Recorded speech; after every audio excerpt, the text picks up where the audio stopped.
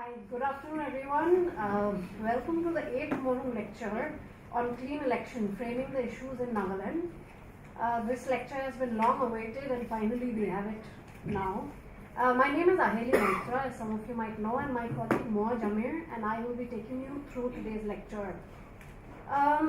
So 2013 was the first time that I witnessed Nagaland state elections.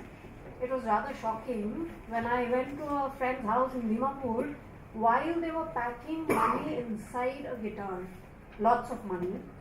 The guitar would be taken to one of the hill districts of the state for the money to be distributed among young people. The politician on whose behalf this was being done never made it back to power, thankfully, but I was told later that his opponent spent almost double the amount to win that election. Turns out, these are some of the many corrupt practices that are common in Nagaland state, which have sparked, over the years, a number of initiatives to clean up the electoral process. With another round of state elections coming up in 2018, the Morung Lectures, an initiative of the Morung for Indigenous Affairs in JustPeace and the Morung Express, we seek to broach these issues intelligently, like through the year. To think with us and frame us the issues, just frame some of the issues towards clean elections, we thought we'll bring together a politician, a bureaucrat, and a civil society youth to help us think forward on how we want to go ahead. So apologize on behalf of our bureaucrat, Madam Kishili Chishi, who couldn't be here because of a sudden emergency today. So we have two other distinguished speakers, the politician and the civil society youth. So our first speaker for today, who I'll introduce now and later I'll introduce you, Hekani, is Mr. Vikheho, who was elected to the Nagaland Legislative Assembly from 13 Pohoto Assembly constituency and is the current State Minister for Roads and Bridges. Is that correct, Mr. Yes. Great. Mr. Su has been a social activist and a public leader for a good part of his adult life, with considerable experience with working on issues at the Naga grassroots, particularly during his tenure as the president of the Naga Students Federation.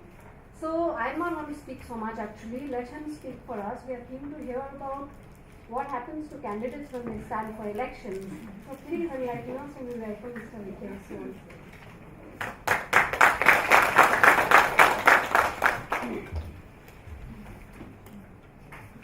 Thank you, Ms. Aheli. Good afternoon, everyone. I tried my best to be on time because I really don't like people waiting. But we were engaged in some very important meeting, and that's why we were slightly late. So I would like to briefly share my observation on this issue and some possible ways to achieving this clean election. As I stand here this afternoon to give a lecture on this issue, I see hope. And I think a lot of us do so. And that's why we are here to find some answers. There are people who have been traditionally clean and will be clean ever so, according to me. This group of Naga people have withstood the waves of elections over the years. They have held on and have stood saying, traditionally we have never begged for a living and have refrained from all sorts of conditions and offers. These are a group of people who, according to me, have managed to integrate Christian principles of living with Naga way of simple, honest, and truthful living into their lives. What worries me, or worries us, is that the space is becoming narrower in Nagaland for this group of people, clean people, for this group of clean people. Because the extent of pre-commitment requests, demands, and offers made in elections has become so intense that politicians of all categories make the counts on the basis of this, and it has come to a point where candidates have begun to develop doubt on genuine voters who do not make commitment or pre-commitment, who do not make demands or pre-commitments. This is truly a very sorry state of affairs. The matter does not end here. In fact, it is the beginning of a totally new culture of life, a life wholly depending on others, where one single vote or a family vote is a key to a great life of unrealistic expectations. 54 years now since we attained statehood, we have held 12 elections and all set to go for the 13th election 11 months from now or even earlier. What we all observe is that democratic principles has not yet taken its root sufficiently. A lot of positive changes can come about in our Naga people's life once we are able to conduct clean elections. I believe so. How can we do this, or can we really achieve this, is the challenge for us. One of the answers to finding solution to this clean election lies in our understanding why elections are held every 5 years. What for? To me, we must first understand why elections are held and for what purpose.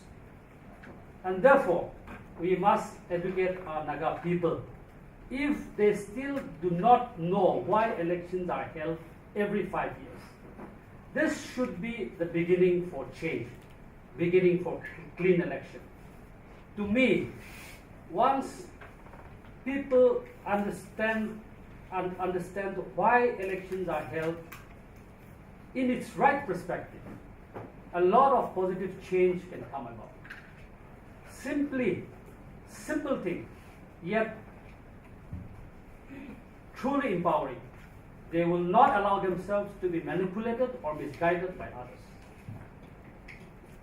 According to my observation, election in Nagaland is to a great extent at the rural areas by many.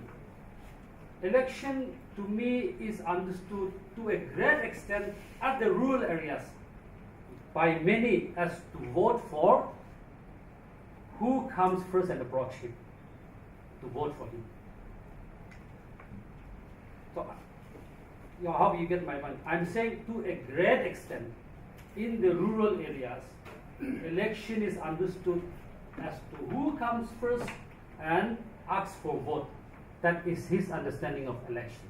That is first, according to me. Secondly, who offers first or offers more is also one aspect I see. Thirdly, no matter what election is for, there's somewhat like a condition that I must vote for my family or for my clan. Fourthly, it's also simple that they would like to go with their range or they would like to go with their village vote. So that is what, according to me, is the understanding of election in the rural Naga areas. At the urban level, election in Nagaland is again to a great extent reduced to three things. One is providing employment, and that also specifically government job. Number two, promotion and transfer posting. It is reduced to, I'm voting you because I want to be in the right posting or to be in Kohima or Dimapur throughout when you are in power. So it is reduced to transfer and posting and promotion. There is no denying a lot of officers in Nagaland, I hope they would not mind, a lot of officers or government officials have managed to be in particular place throughout their service. A lot of government officials have also managed to manipulate and supersede their own colleagues. I don't blame the government servants alone. I also blame the politicians, because all this is possible and has been possible because there is a political support and political patronage, and this should stop. Thirdly, at the rural areas, it is also reduced to contract and business, financial assistance. So, most important is for voters to understand why elections are held, and perhaps this education has not been done sufficiently yet. Now, I would like to make some practical suggestions towards achieving clean election. But before that, let us see the last clean election effort initiated under NBCC. I would like to, to me, the last clean election, it by and large started and ended in preaching in the church pulpits. It did not affect people who do not go to church, because they were only preaching mostly in the churches. Not all the churches or tribes under NBCC took the matter seriously. Also, other Christian denominations did not participate, like the Catholic, the Revivalists, the Adventists. Few platform speeches were organized. Maybe it could be because of financial shortage or manpower shortage that they could not take the campaign forward to a successive conclusion. However, it was not a failure either. It had many positive effects. I'm sure whether the use of money to buy vote was reduced or not, but certainly I saw many positive changes happen.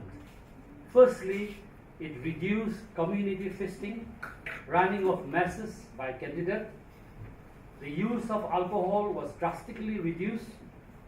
Unnecessary travels and movement of public was reduced. What we must understand is this: no matter how much we do or where we do, clean election can successfully come about only when political parties decide to do so. And therefore, political parties' participation is a must. This did not widely happen in the last clean election campaign. I'm encouraged to see a lot of people and organizations have joined the campaign this time round, including the media, the fourth estate, communities. Some communities have joined in, some tribes, and some particular constituencies, though I cannot mention now, and some students' organizations. The effort to bring in more organizations to the campaign, I think, should not stop here. Organizations like the Naga Students Federation, the All Nagaland College Students Union must be made to involve. An appeal can be made to all NGOs to join, and a mass-based social organizations like the Tribe Hohos, the Naga Hoho, Elim, etc. can come forward to join the campaign. A successful campaign plan must be worked out, synchronizing all groups under one hat. Perhaps since NBCC started with them, it should be them.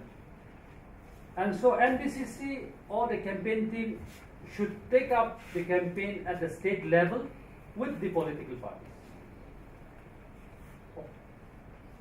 Okay, just winding up.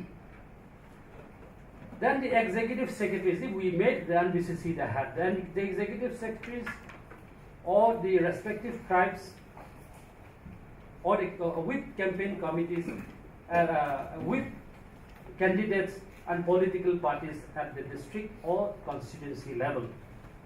Pastors and church workers or campaign team with party workers at the village level, involving the village councils and the VDPs. To me, a pledge card should be made very widely, very extensively, that every person, every individual should be allowed to make a pledge, or a family pledge that should be given to all the villagers. All political parties should be asked to contribute towards funding the campaign. As stated earlier, there is a need for change, and it has to be a collective one, and it cannot happen overnight. First and foremost, our mindset must change.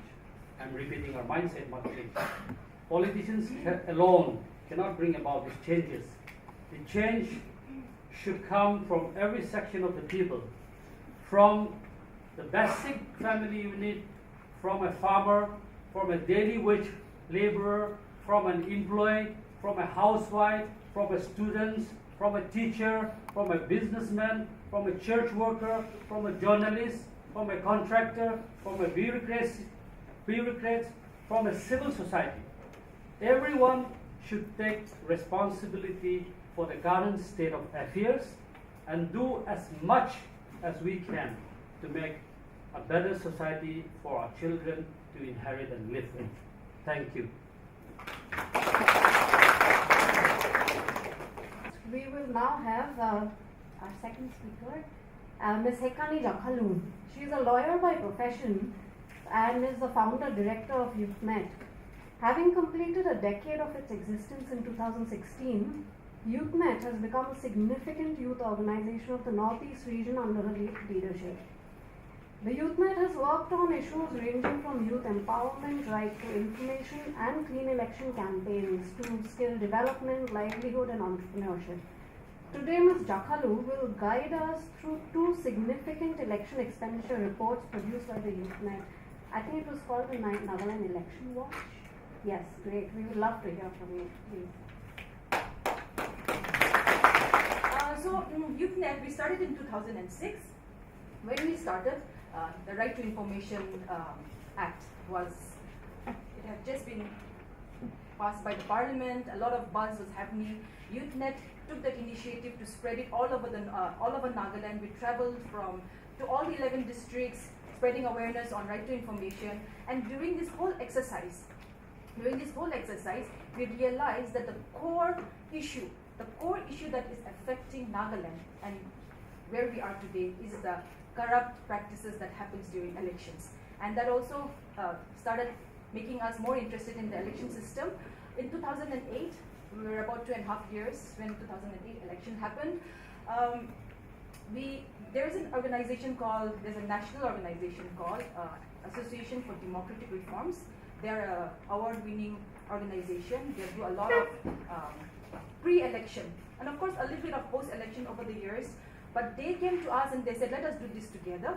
And all over the country, whenever there's elections, what ADR does is they get in touch with the local partners, and they have something called pre-election watch that is really to compile and understand the various affidavits that candidates file, and they compile it and they give it out for public information so that public know what type of candidates are contesting for elections. So we did a pre-election watch with them, pre-election study watch with them, and then we disseminated the information in local media, newspapers and all. After they left, we also thought pre-election study is not enough. The most important thing is to do a post-election watch, especially considering the amount of money we spend. Everybody talks about so much money spent during election time. So we said, why not? Let us get into it and let us try to see what are the different numbers that will pop out from the elections. So the objective was to assess how much money is spent during elections, to inform and educate voters and the public, to address the existing culture of election-related corruption, to create accountable and transparent governance in the state. So with this objective, we did 2008 elections and we did the 2013 elections. Now, when we did the 2008 elections, approximately, of course, humanly not possible to come up with an exact figure, but we did an approximate assessment. In 2008, we got a figure of 569 crores. Okay, 569 crores, it's about 2 months leading to elections. So we were like, oh my God, 569 crores, that's really big. And so we were really like shocked. And then, like our minister said, the NBCC happened, the NBCC campaign. So we were, I was also part of the committee, so maybe later when the if any question comes up on the NBCC's clean election campaign later, we can also address on that. But I was also part of that. And then we're really hoping that in 2013, the numbers would go down, or at least not really, So we're really keeping our fingers crossed, hoping that something will happen. But when we did 2013 elections, we were shocked to see the number had doubled up. It went up to about 937 crores. That is really 2 months leading to elections, right? So now I'm going to be talking about the breakup, the party breakup, the district breakup. But if you look at this one, if you do a comparison between 2008 and 2013, in 2008 we had 216 candidates contest. In 2013, it went down to 184. So out of 2016, we spent 569, whereas in 2013 we spent about 938 crores. Okay, so you can clearly see what it is. In 2008, the highest expenditure that was spent by a candidate was approximately 15 crores. 15 crores. In 2013, the highest expenditure by a candidate was approximately 40 crores. Highest expenditure, Naga People's Front. Even in 2013, the highest expenditure was NPF. The lowest expenditure candidate in 2008 was from Mokokchuk. 2013, it was from Zindeboto. The highest expenditure candidate in 2008 election was from Mokokchuk. And in 2013, the highest expenditure was from Dimapur. So yeah. Now let us look at the party-wise breakup. 2008 election, NPF, 56 candidates. Okay, the red one is the candidate number of candidates. So they set up 56 candidates. NPF had 195, almost 196 crores. And in 2013, NPF with 60 candidates spent about 486 crores. And here we're talking again, approximately 2 to 3 months leading to elections. Indian National Congress, 60 candidates, 182 in 2013. For 55 candidates, approximately 217 crores. NCP, about 8 crores for about 8 candidates. NCP in 2013, 40 crores for about 15 candidates. RJD for 25 candidates, about 47 crores. RJD here only 2 candidates, so about 4 crores.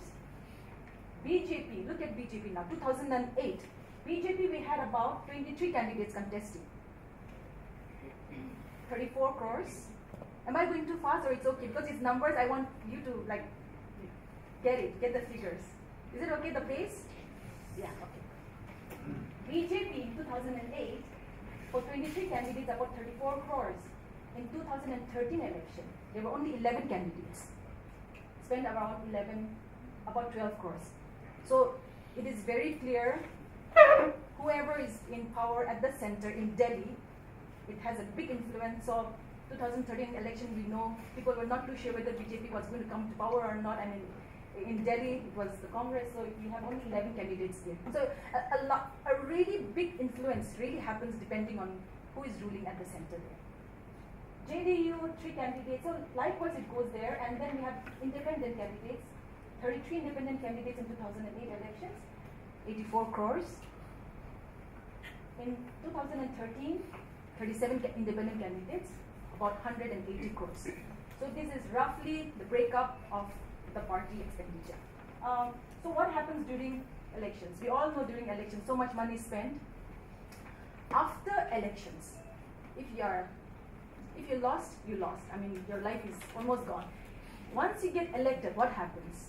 Once you get elected, the first half of the candidate's term, sir, you may agree or disagree with me later, but the first half is obviously spent towards making up the money that he has spent. Because it's a matter of crores, we have seen it. He has no option. And I guess it feels sad for me to just addressed as he, but in Nagaland it's only he, so it will be only he. Yeah. So he has no other option. He has no other option but to make up for the money that he has spent. Debts, loans, selling off of properties, houses, so many things. He has so many debts, so he has to make up for that. And I mean, if it were you or me, I would do the same thing, right? Because you have spent so much. So first half of the term would be on spending the money, recovering the money that you have already spent. Now second half of the term would usually be, considering crores and crores is the target that you have to spend for the next election, he has not much option but to start also collecting money for the next elections, right? So what happens in this whole thing is, it compromises our development work.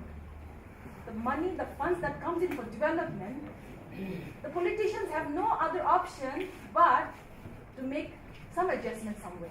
And it's not just the politician, but there's a whole lot. We laymen will never understand how things function, how the system works, but there are hundreds and hundreds of deductions, which we don't, for this deduction, that deduction, it goes on forever. And by the time a 1 crore project with so many cut and deductions, which is done legally, and like I said, which we will not understand ever, at the end of the day, the contractor or whoever has only about 50% to work for the development work. So obviously, whether it's our hospital building, whether it's our school building, whether it's our electricity problem that we face, whether it's a road, whatever, many of the development issues, projects are being compromised. So what happens is, we are waiting for the next election because we want to fix that politician during elections. And this is when the problem starts. Same thing happens. We start dealing with the politicians because we want now, it's like, who will bid the highest? And when they go to the politicians, public think it's their right now. They are thinking, there was no development, all our money has been eaten up by the politicians. It is my right that I go and ask for 1 lakh for my vote, I go and ask for 10 lakhs for my family vote, I go and ask for 1 crore project for my village. So the public has started to believe that it is their right that they start taking money from the politicians. So same thing happens. Then the election happens. Then the same thing happens. So right now we are in this horrible vicious circle that we need to break. And like the minister had already said, it's also got to do with the mindset change. We're really stuck here. NBCC started the last election. I think this election many people have picked it up. We're hoping there's only about 11 months or maybe 10 months if it's on time to elections. There are many groups that are working on this one. I can discuss more on different initiatives that we also been part of it. But this is really the state of affairs that we Nagas and Nagaland is in. And unless we break this vicious circle, unless we break this one, we're just going to be stuck in this state. We're going to get worse. And so my only request, especially seeing many young people here, is to challenge each and every one of us. We can't expect someone to come from somewhere and change our state. I think it's today, once we walk out of this room, we should take up the challenge. We ourselves need to get this done, and it's a very small thing. In politics, in other things, maybe the ministers are there, the bureaucrats are there, and so forth and so on and so forth. But in politics, we're all equal. All of us have that powerful one vote. So all of us matter. So with this one, I want to just thank you all for listening, and I'll be very happy to answer any type of questions that come out. Thank you.